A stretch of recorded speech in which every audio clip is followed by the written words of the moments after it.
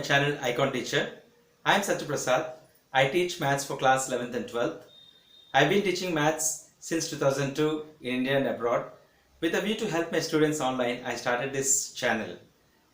Like, share and subscribe and click on the bell icon for further notifications. Hope you enjoy the sessions. Thank you.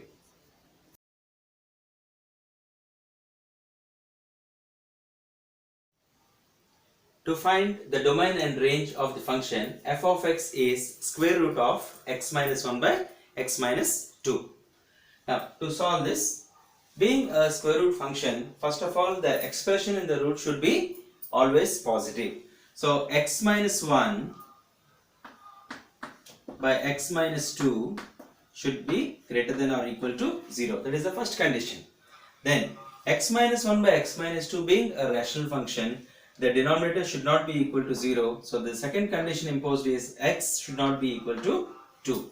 So, on solving these two inequalities, we are going to get the domain of the function. So, how to solve this inequality is with the help of the number line.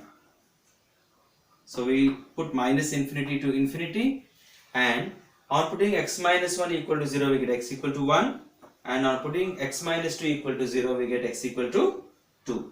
Now, these two values divide the total number line into 3 intervals. Choose any value in between minus infinity and 1 and check for the condition. Now, on substituting any value in between minus infinity and 1, say 0. 0 minus 1 is negative, 0 minus 2 is also negative, and negative over negative is positive. And then choose any value in between 1 and 2, say 1.5. 1.5 minus 1 is positive, and 1.5 minus 2 is negative. So, positive or negative is negative. So, in this interval, you could see that it is negative. From 2 to infinity, choose any value, say 3. 3 minus 1 is positive, and 3 minus 2 is also positive. So, we got this as again positive.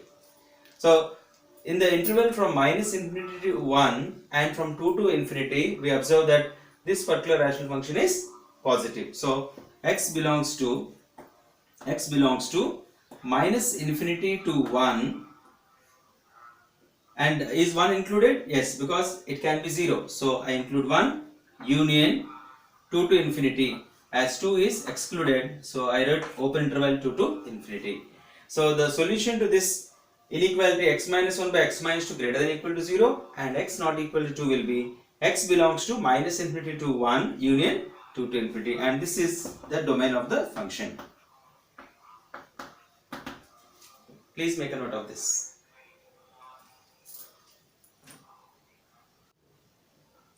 Let us see how to find the range of the function f of x is equal to root over x minus 1 by x minus 2. So, let us name it as y.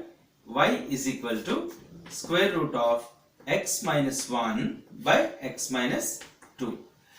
Now, to find the range, first of all, we have to express x in terms of y. So, on squaring on both sides, we get y squared equal to x minus 1 by x minus 2.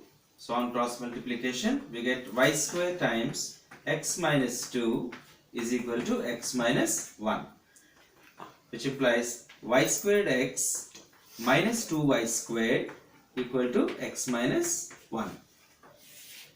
Now, segregating all the x terms, we get y squared x minus x is equal to 2y squared minus 1.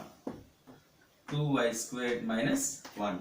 So, taking x common, we get y squared minus 1 is equal to 2y squared minus 1. That implies x is equal to 2y squared minus 1 by y squared minus 1. So, we have y equal to square root of x minus 1 by x minus 2 under root. So, we square on both the sides. So, y squared equal to x minus 1 by x minus 2, and then we did the cross multiplication, and expanding this we got y squared x minus 2y squared equal to x minus 1. Then segregating all the terms containing x, we got x value finally as 2y squared minus 1 by y squared minus 1. The next step is you have to look for those values of y for which x is real. So, the range of a function is obtained by finding out the suitable values of y for which x is defined. So x is defined only when the denominator is not equal to 0. So look for those values of y for which the denominator is 0 first, and we eliminate those values from the real number set. So the denominator becomes 0 when y square minus 1 is equal to 0, which implies y square equal to 1 or y is equal to plus or minus 1.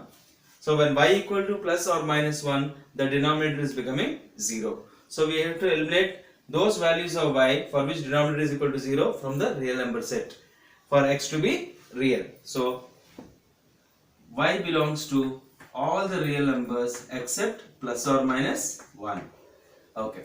Now there is another condition here. If we observe, y is a square root function. So y cannot be negative. So y being a square root function is always positive. It cannot be negative. Therefore, we have to also consider this condition that y is always positive. Why? Since y is a square root function.